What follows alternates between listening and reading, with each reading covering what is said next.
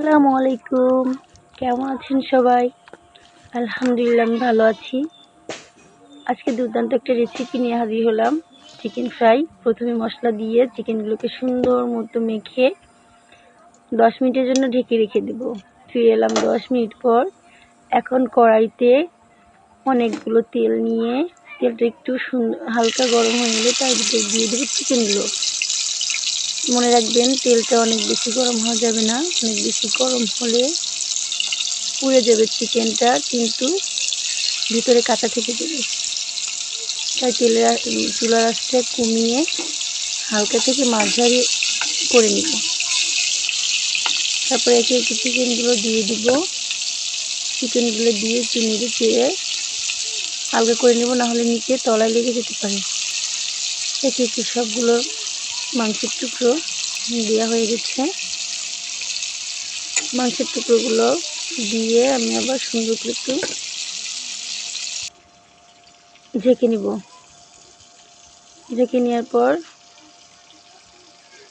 একটু ওলটপালট করে দিব, একটু নেড়ে চেড়ে দিতে হবে। নেড়ে চেড়ে দেওয়ার পরে চুলার আঁচটা এই পর্যায়ে একদম হালকা থেকে মাঝারি করে নিব। তারপর ঢেকে দিব।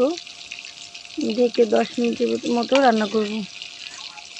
ফিরে এলাম 10 মিনিট পর। দেখুন এক পাশ হয়ে গেছে, দেখেই বোঝা যাচ্ছে যে এক পাশ হয়ে গেছে। এখন আমরা অন্য পাশে উল্টে দিব।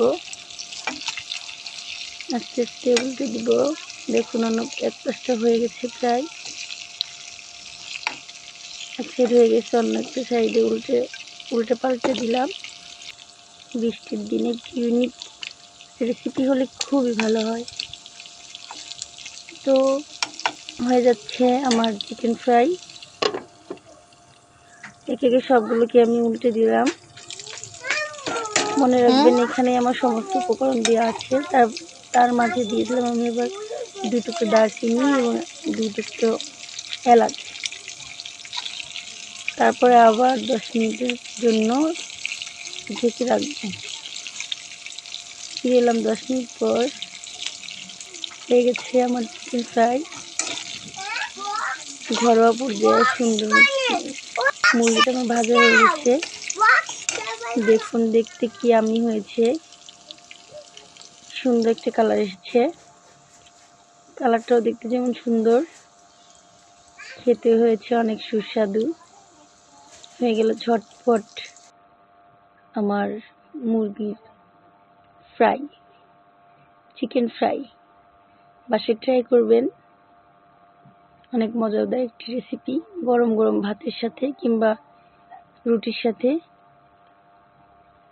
কিংবা খিচুড়ির সাথে সেই স্বাদ। আসসালামু আলাইকুম সবাইকে, শুভ বিদায়।